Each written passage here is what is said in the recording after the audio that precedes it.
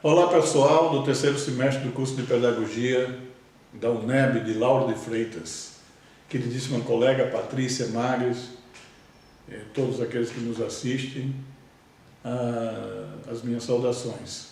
Saudade de vocês aí, hein? Inicialmente, quero fazer uma ressalva de que não sou especialista em educação inclusiva, inclusão, essas coisas. As minhas palavras não devem ser tomadas, portanto, como verdades absolutas, mas como observações, provocações, né, minhas construídas como professor na minha experiência em sala de aula, na docência. Portanto, vamos começar com um samba do Adoniran Barbosa, chamado Despejo na Favela. Quando o oficial de justiça chegou lá na favela e contra o seu desejo entregou pro seu Narciso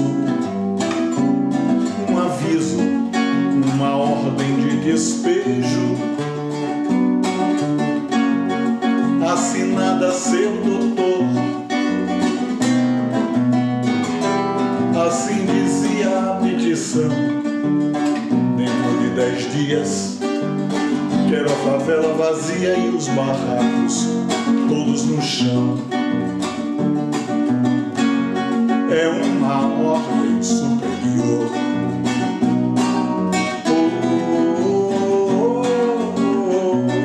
Meu senhor, é uma ordem superior.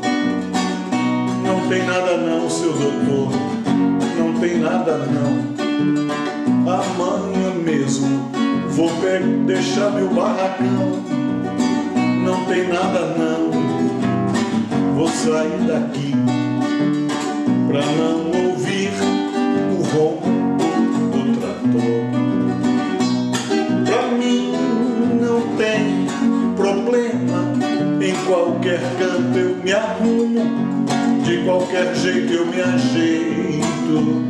Depois, o que eu tenho é tão pouco, minha mudança é tão pequena que cabe no bolso de trás. Mas essa gente aí, como é que faz? Mas essa gente aí, como é que faz? Bom, o tema que me foi proposto foi a escola inclusiva ou exclusiva. Então, eu quero começar propondo, desculpe, uma inversão. Antes de questionarmos se a escola exclui ou inclui, devemos nos perguntar se o modelo de sociedade em que vivemos inclui ou exclui. E proponho essa mudança pelo fato de entender ser a escola parte da sociedade a que pertence e, assim sendo, tende a reproduzir a sua lógica, os seus valores, a sua ética. Então, o samba do Adoniran Barbosa, cantado por mim há pouco, lançado no final dos anos 60, mais precisamente em 69, ele já cantava a tristeza e a impotência de moradores de uma favela retirados dos seus pobres barracos, sem qualquer tipo de assistência. Mas outras canções também, muitas outras, gravadas por diversos cantores e compositores da música popular brasileira, em épocas diferentes, tratam também do mesmo tema, a exclusão dos mais pobres. Então, quem tiver ouvidos para ouvir essas canções, ouça e aprenderá sobre o Brasil. Mas, além das canções, estudos sobre o Brasil, país que paradoxalmente está incluído entre as 20 maiores economias do mundo, indicam que o processo de exclusão social por aqui é grande e que pode ser comparado aos países mais pobres. Cerca de, abre aspas aí, viu? Cerca de 50 milhões de brasileiros, o equivalente a 25,4% da população, vivem na linha da pobreza. O maior índice de pobreza se dá na região nordeste do país, onde 43,5% da população se enquadra nessa situação. Fecha aspas. Esses dados são do IBGE e fazem parte da pesquisa Síntese de Indicadores Sociais de 2017. Ou seja, essa grande pobreza é, na sua maioria, constituída de negros. Diante disso, eu pergunto, a quem o Estado protege? A quem interessa esse modelo de sociedade? Diante desses fatos, é possível dizer que a sociedade é excludente. E, assim sendo, podemos perguntar aqui, e a escola, nesse contexto, inclui ou exclui? Primeiro, parece-me importante entendermos um ponto.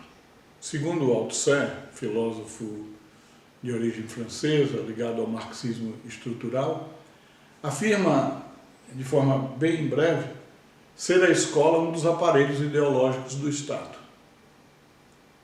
De forma ainda rápida, eu diria que os aparelhos ideológicos do Estado são aqueles que operam no sentido de unificar a diversidade. E tornar todos iguais não seria bom? Perguntaria o inocente útil. Claro que não, pois a diversidade é condição humana. Entende-se por diversidade um conjunto de diferenças e peculiaridades individuais que não se igualam, impossíveis de padronização, ainda que a sociedade tente unificá-las.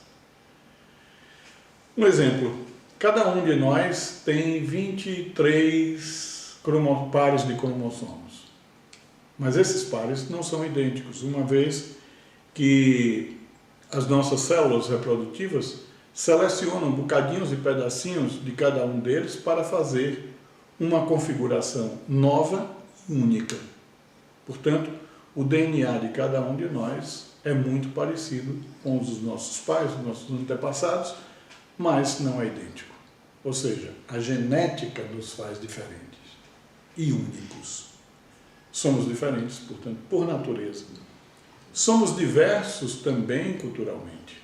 Dentro do Brasil, por exemplo, falamos a mesma língua e seguimos as mesmas leis. Em tese, seríamos iguais. Entretanto, pensamos e agimos de acordo com o canto do mundo onde nascemos. Somos resultados da nossa aldeia, como diria Fernando Pessoa. Embora a língua falada seja a mesma em todo o país, por exemplo, lemos o mesmo texto com sotaques diferentes. Somos diversos ainda porque a experiência é subjetiva. Experiência, como destaca Jorge Larossa, é o resultado daquilo que nos passa, o que nos acontece, o que nos toca. Não o que se passa, não o que acontece ou o que toca. Nesse sentido, a experiência é do sujeito, não do coletivo. Assim, quando penso na questão da diversidade, lendo o que é produzido por pessoas que estudam essa temática, como, por exemplo, Leon Crochit, Jacirete Barbosa dos Santos, entre outros, observo que o problema não está na compreensão de que as culturas apresentam traços diferenciados e de que a socialização se dá de maneiras muito distintas. Isso, em termos de discurso, parece um consenso. A questão, conforme Dília Fernandes, abre aspas, centra-se na hegemonia de um modelo sobre o outro, onde acontece a subjugação daquele que é considerado inferior, fecha aspas. E é isso que promove a exclusão. Então, na nossa sociedade, ainda que o discurso seja diferente,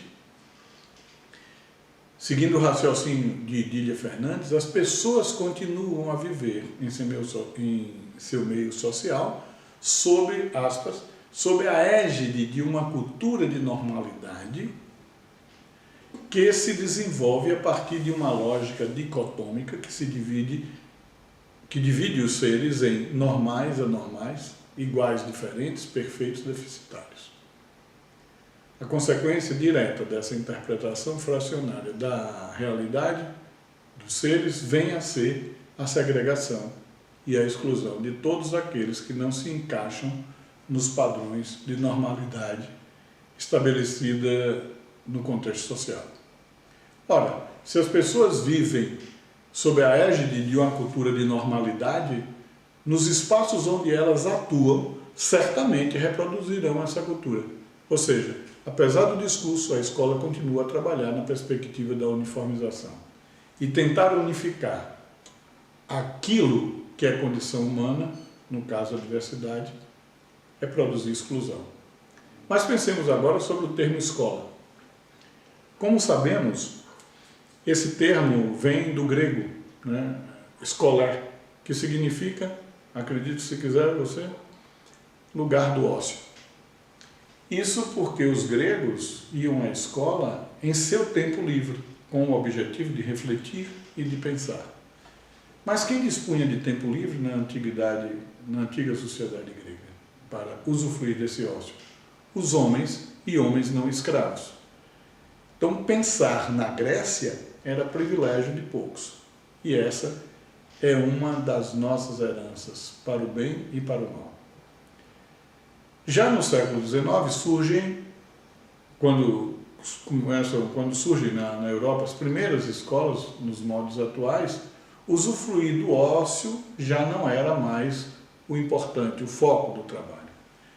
Vinculadas a instituições de caridade católicas, essas escolas ensinavam a ler, escrever, contar e principalmente ensinavam lições do catecismo. Portanto, esse modelo de escola, dominado pelas instituições religiosas até o surgimento da ciência, vai se reproduzir por aí, por esses séculos afora.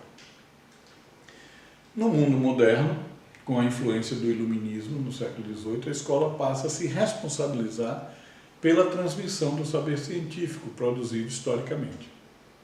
Na sociedade burguesa, a partir do século XIX, a escola vai, junto a essa reprodução do saber científico, ela vai se responsabilizar também pela produção da mão de obra. E essa escola de hoje, do século XXI, apesar dos avanços, não me parece tão diferente do século XIX. A única diferença é que produz mais informação do que conhecimento, mais opinião do que pensamento, mais trabalho do que estudo, mesmo porque vivemos em uma realidade que não contribui para o pensar, para a experiência. Nas palavras de Larosse, abre aspas, ao sujeito do estímulo, da vivência pontual, que somos nós, tudo o atravessa, tudo o excita, tudo o agita, tudo o choca, mas nada lhe acontece. Porque, por isso, a velocidade e o que ela provoca, a falta de silêncio e de memória, são também inimigas da experiência. Assim sendo, pensar, abre aspas aí, pensar é difícil, por isso as pessoas preferem julgar, fecha aspas, dizia Jung. Então, na verdade, quando somos incitados a opinar sobre tudo, o que fazemos é julgamento, pois nossa opinião geralmente baseia-se em nossos preconceitos, crenças e paradigmas. Na sociedade da informação, não temos tempo para pensar, pois precisamos mostrar nas redes sociais que estamos ocupados, informados, conectados, sabedores de tudo e felizes.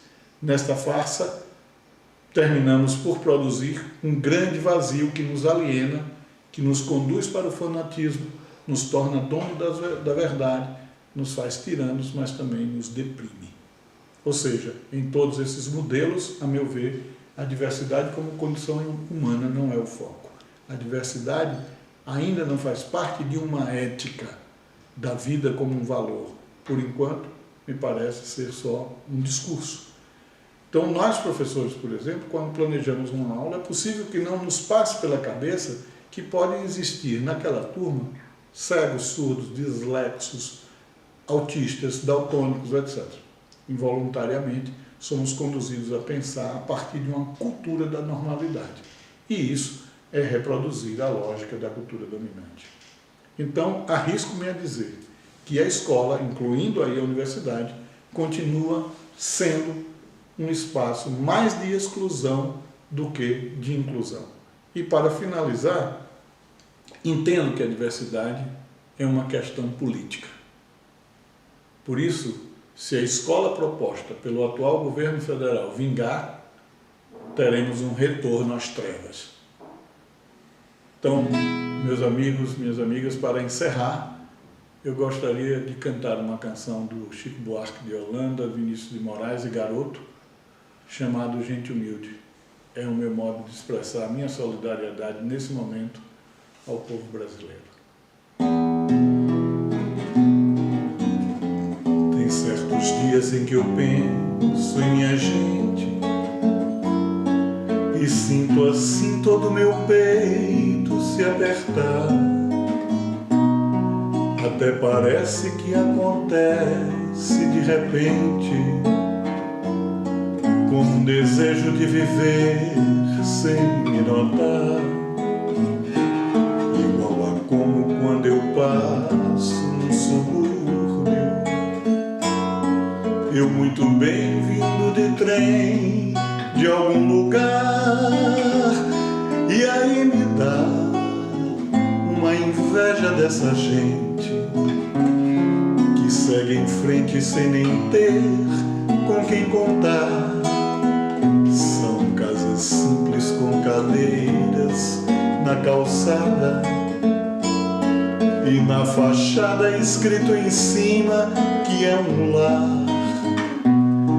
Na varanda flores tristes e baldias, como alegria que nem tem onde encostar. E aí me dá uma tristeza no meu peito, feito um despeito de não ter como lutar. E eu que não creio, peço a Deus por minha gente. É gente humilde, que vontade de chorar. E eu que não creio, peço a Deus por minha gente. É gente humilde, que vontade de chorar.